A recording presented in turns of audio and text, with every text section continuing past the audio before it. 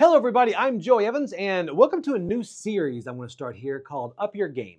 And Up Your Game is pretty much going to kind of, I guess they always say that in sports, where like, look, you need to go up your game. You need to go up your game.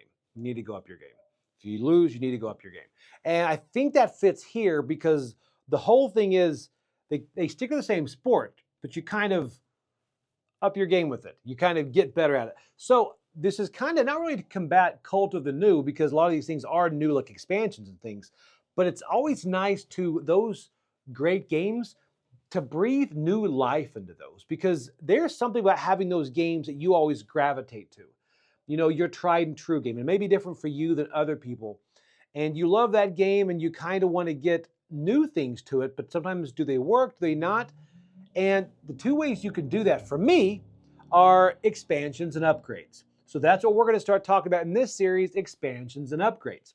So because expansions, there are so many expansions, some are great, some almost game breaking.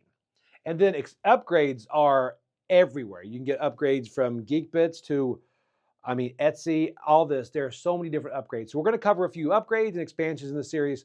But first off, we're going to start off with, this is going to be nice because these are two expansions for two games that I really, really enjoy. And upgrades, an upgrade for one of the games that's in my top 10 games of all time. So pretty excited about this. So let's get started.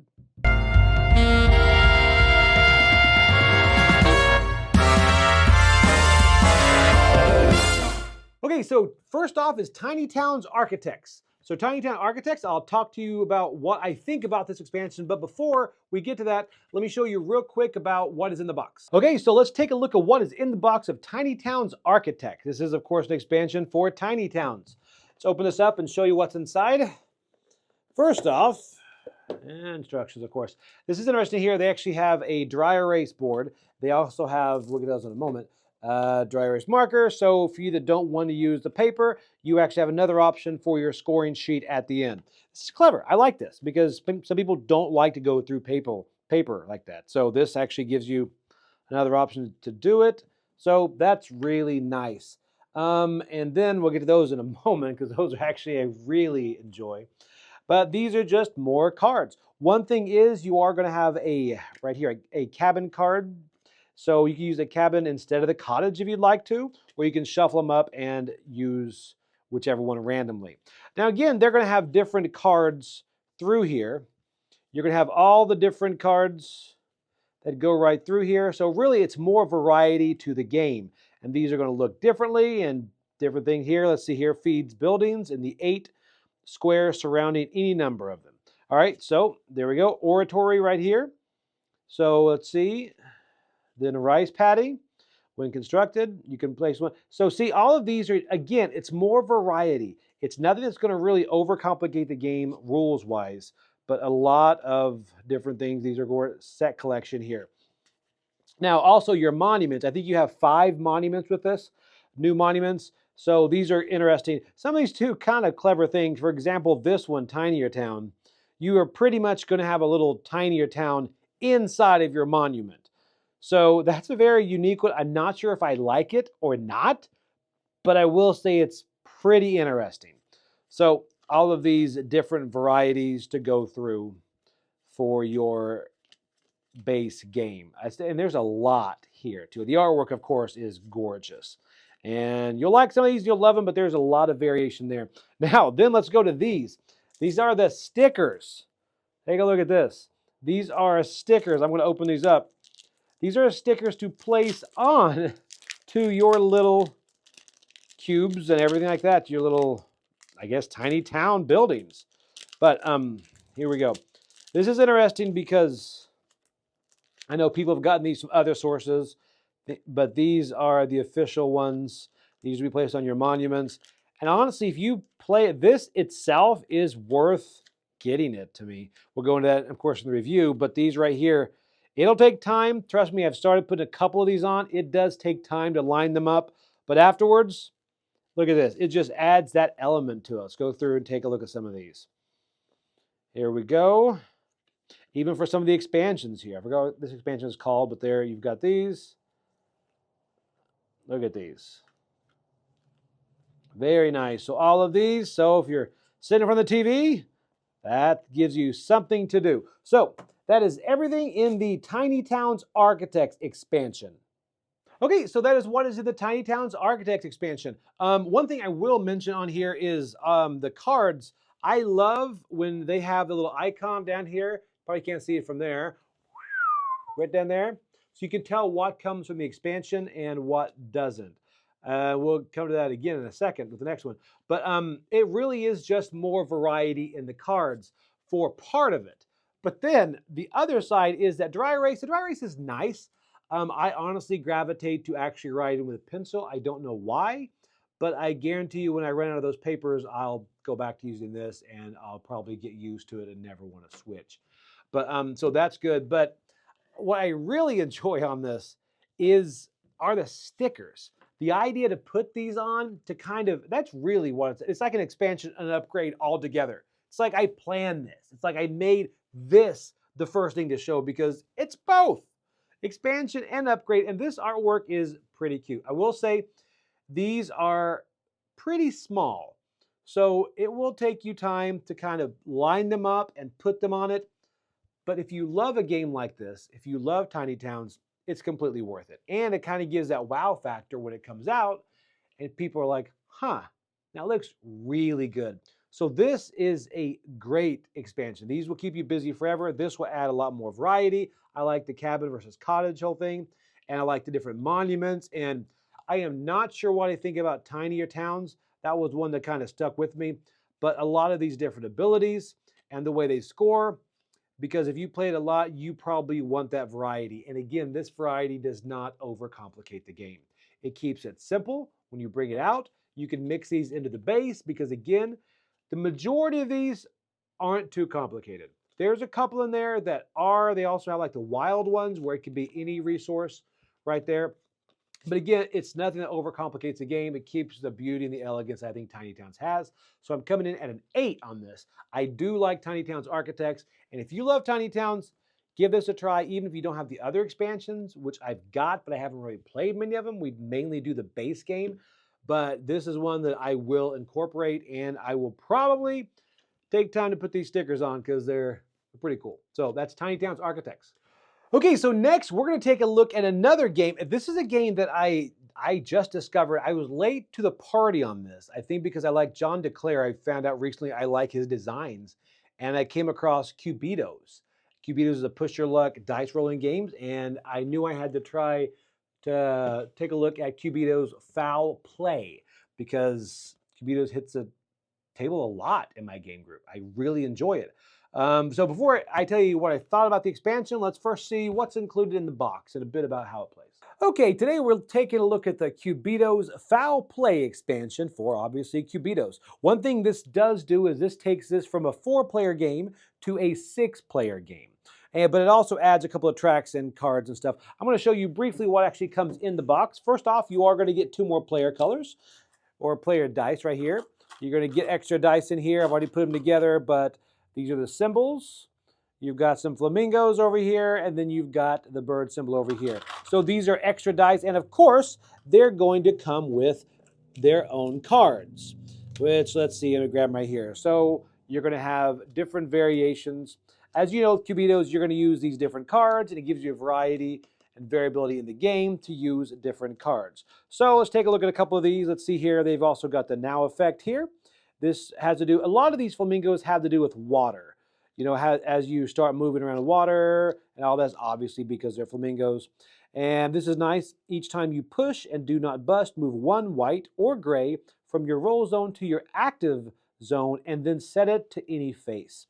All right, and then let's see here, gain 1 brown die and place it in your roll zone. That's really nice. So then, of course, you've got over here, you've got the aqua dice right there. So again, we've got, you gain 3 coins. So all of these right here. Once per move step, if you are adjacent to any red line, you may move to any space, including water, also adjacent to that line on the same side. You can kind of move laterally if you'd like. So these are very good. They add different type of abilities and different things to your dice. Also, what you come with are 2 more cards for all the other colors you've got. So in addition to these and their variability and variety, you are also going to have a couple more cards for your other dice. White dice, purple. So everything is going to have a couple more options there as well. So that's really, really nice, and this adds some variability. And they also incorporate these, like this one, Fluffy. Gain 1 pink or aqua and place it in your roll zone. Now, of course, you do lose this. So then you've got different ones, white, gain 1 foot. So you're going to gain those as well. And also, you're going to gain 2 extra dice for all of those colors. I don't have all of them here, but every color is going to give you 2 extra dice. You're going to, of course, get 2 more player colors, just like this for the race. And even if you don't use the full 6 players, you get more variety. Then, on top of that, you are going to get your extra roll phase here that you're going to have there, your roll phase, and then your run phase. So different player aids there. And you are going to have another map. Take a look here. It's 2-sided. Let me see if I can actually set it down here. 2-sided. One side is going to be the island hopper. Let me see that there. Yep, island hopper. And that's going to give you different ways to kind of teleport and move around quicker, and kind of gives you more variety in the race and where to go. And then over here, you're going to have the pits. These pits are pretty much, if you're going to move through them, you have to add gray, light gray, or dark gray to your pool. So it kind of muddies them up as you go through the pits. So these are 2 that are going to be added to give, again, more variety to your game. And then finally, of course, you're going to have 2 more player boards, because you can't have 6 players without everybody have their own player board. So that's it. That's what it's going to come with. And it comes with a lot of new dice and a lot of variability and all that. So let's send it back and see the thoughts on it. Okay, so that's what's in there. It's pretty straightforward what is in the box. I will say this right here is, again, it does what I think expansions should do. It gives you more of the same. Now, one thing this does do is it does add 2 more players. So you can do 5 and 6 players. Okay, what I'm thinking about that is, normally when you add players to a game, I generally do not like it because I think it adds too much time. Now, Cubitos normally is all played simultaneously, so it doesn't add that much, but it does add some as you're trying to kind of draft those die as you get later, and some of those dice will start to disappear. So that adds a lot, and then also adds a little bit where you're counting who's in front, because you kind of have to wait. So it's not true simultaneous, but a large percentage of the turn is simultaneous. So it's again, I'm glad that option is there.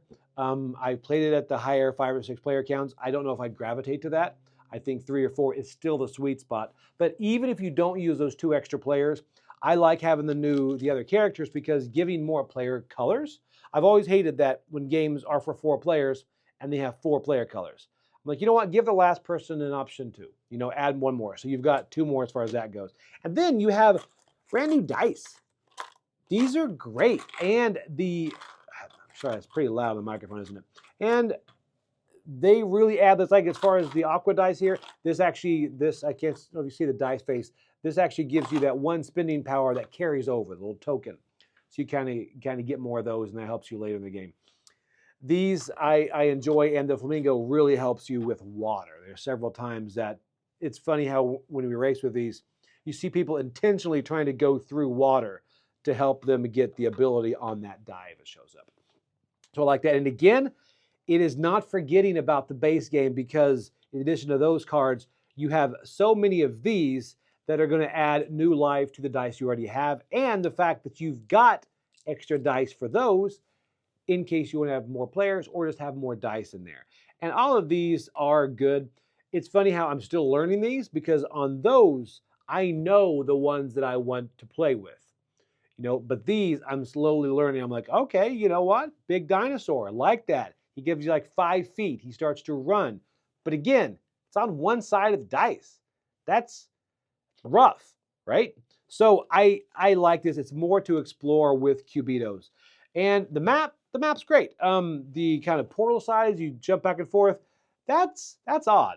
I don't know how much I'd gravitate to that, because it's not a maze so much as you can go different directions and move around. I did find that's a little bit more difficult to do the whole when you add like how far back are you, how much of an advantage you get. But it's doable. You just have to kind of, it takes a few more seconds. Not a lot, but you do it every round. But I like the pits on the back. So again, this is more variety. This is what I like. And again, this expansion again is what I like about it. I do wish, as far as I know, there is not something on these cards to differentiate what is part of the expansion and what is part of the base game. I kind of wish there was something down at the bottom to tell, but it doesn't really matter because I don't think these are overly complicated. And again, the rules go into clarifications on these. So this I'm giving an 8 to as well, because this is exactly what I want it to be. This gives you more of what you love with Cubitos and 2 extra players. I'm not sure if I would do it, but some of you out there are crazy and you want a big 6-player game of Cubitos. This has you covered. So this is Cubitos Foul Play, which is wordplay for a bird. Okay, so now we're going to talk about some upgrades that I got recently. And again, expansions, I love adding to my games if they don't overcomplicate it. But upgrades are, as we all know, upgrades can really change the entire look and feel of a game. For example, I don't know how many times I've ever played Quacks without those nice Geek Bit upgrades. Because really people like, you need to get the game and then you need to get the upgrades for it. So it's my favorite games. I go out there and I look for different upgrades for it. Now, one thing I will say, a lot of those upgrades out there are 3D printed. And I know a lot of you are thinking, hey, you have a 3D printer, right? I do. I have 4 3D printers. I have 4 FDM, which are like the filament type. And then I've got 2 resin, which are the miniatures. You know, they print a really good detail. But that being said, it's not my job to do 3D printing because they keep going down, they keep coming back up, and they're good quality. They're prussic, they're very nice. But when you get to people that do this for a living, the quality of their prints is on a different level. That's the thing. So instead of like getting an STL file or whatever and printing it myself, having someone that's professional print it, it comes back looking, you just go, wow. You know, and I know you see this at cons and things, you see things that are printed and you're like, there's so many people that look at these, you're like, wow, I have an Ender at home and couldn't do that. I mean, you probably could, but it would take you, weeks of just nonstop working at it. So really finding someone that prints that really well.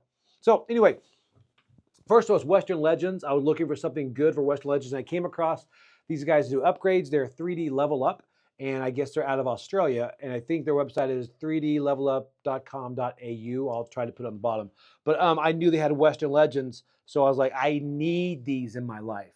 So I got these buildings, and I had printed buildings before for, I think it was Dead of Winter, and getting the supports and breaking those off, and it's like, ugh. And eventually, I just didn't ever use them. But these buildings came, and wow.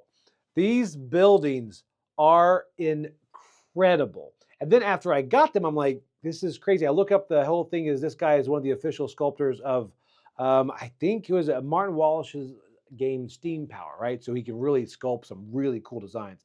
But these buildings themselves, the buildings in the mountains, they're great. I mean, they look, you've got the place for everything, and it just adds that extra element that Western Legends, having that sandbox feel, where you've got actual buildings out there in your different areas. You've got mountains, you add terrain. It just makes it so much more immersive. And the little pinwheel or whatever, what do they call it? The wheel, whatever, that little thing, the pinwheel thing, it spins. It spins. So it's like pretty crazy. So, I mean, it's pretty funny. The person sitting next to it the whole time is just spinning that thing. But it adds an element, and the quality of these prints is so good. To the point to where I'm sure we could paint them, but they just look great the way they are. And they never go in the box. One thing is they don't go in the box. I don't want to break them, but I have them sitting out on the shelf because they look that good. So in addition to those, I went ahead and picked up other ones as well. So Brass Birmingham, you might be wondering. I think some people like Brass Birmingham. I was able to pick up some of those.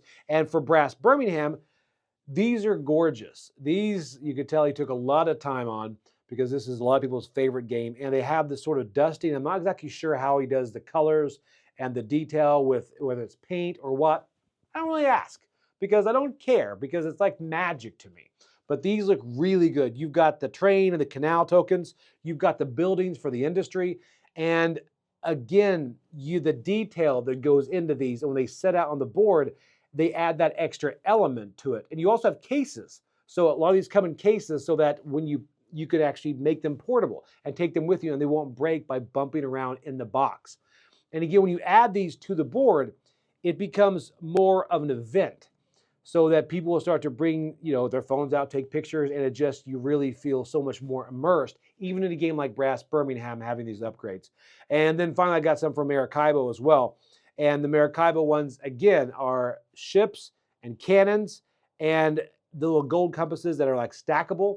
So it adds, even a game like Maracaibo, it's a bit older, this breathes more life into it. And again, this guy, he's got a lot on his site. So after I got these, I was like, wow, did not expect these to be this level of quality. And it's like really good. So there's a lot of other ones on there that I will definitely take a look at soon. Like I saw he has Arc Nova stuff coming. And there's somebody here, I forgot his name in the office, wears a hat, but he loves Arc Nova. But so this is really good. So if you're looking for upgrades like that, this guy's great. And also he does reach out to the designers a lot, from what I saw on there. So the designers have his blessing on making these, which is always really cool if somebody does that.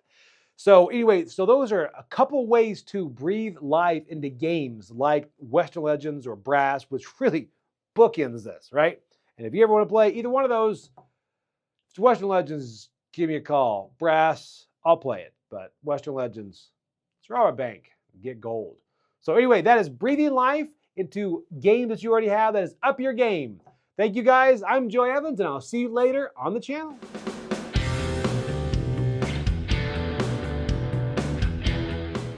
Hey everybody, thanks for watching another video from the Dice Tower. Hey, you want to learn more about us, communicate with us? We have a Facebook group, we have a Discord channel, lots of different ways to get involved with the Dice Tower. You can find that in our Linktree link below. So just click that, it will take you and you can communicate with us on Facebook, join our Facebook groups. There's lots of cool things that you can find and become part of the Dice Tower. Thanks so much for watching. I'm Tom Vasel.